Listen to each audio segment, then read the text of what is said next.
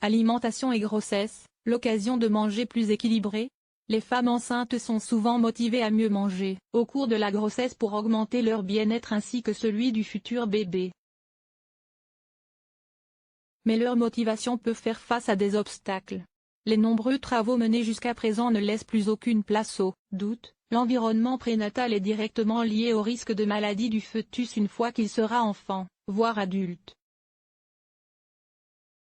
La façon dont joue un rôle essentiel dans le développement de la santé du bébé.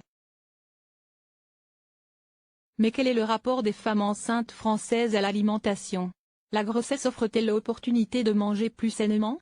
C'est à ces questions qu'a essayé de répondre une équipe de recherche pluridisciplinaire française participant au projet ICAP, financé par le.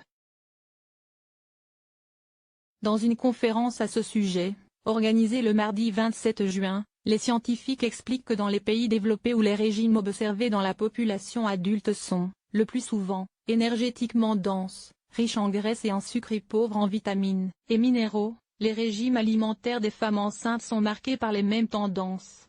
À savoir, des apports inadéquats en acides gras polyinsaturés, en acides gras saturés, en fibres, en folate et en vitamine D, ainsi qu'une déficience modérée en iode. Motivation et frustration. Pourtant, une prise de conscience des problématiques concernant l'alimentation a bel et bien lieu pendant la grossesse. Les femmes enceintes seraient donc plus enclines à l'adoption de pratiques alimentaires plus saines, comme l'augmentation de la consommation de fruits et les légumes ou le choix de collations saines au détriment d'options plus grasses et sucrées, estiment les chercheurs. Pour les professionnels de santé, il s'agit d'une opportunité pour accompagner ces femmes vers des pratiques alimentaires plus saines.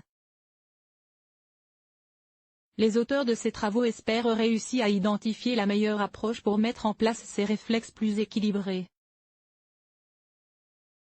Pour le moment, ils savent que le comportement des femmes enceintes est affecté par des causes externes difficiles à contrôler, les restrictions alimentaires destinées à prévenir les risques infectieux, toxoplasmose et listériose, les modifications physiologiques liées à la grossesse, nausées, remontées acides, perception accrue des odeurs, envies variées, ainsi que la prise de poids.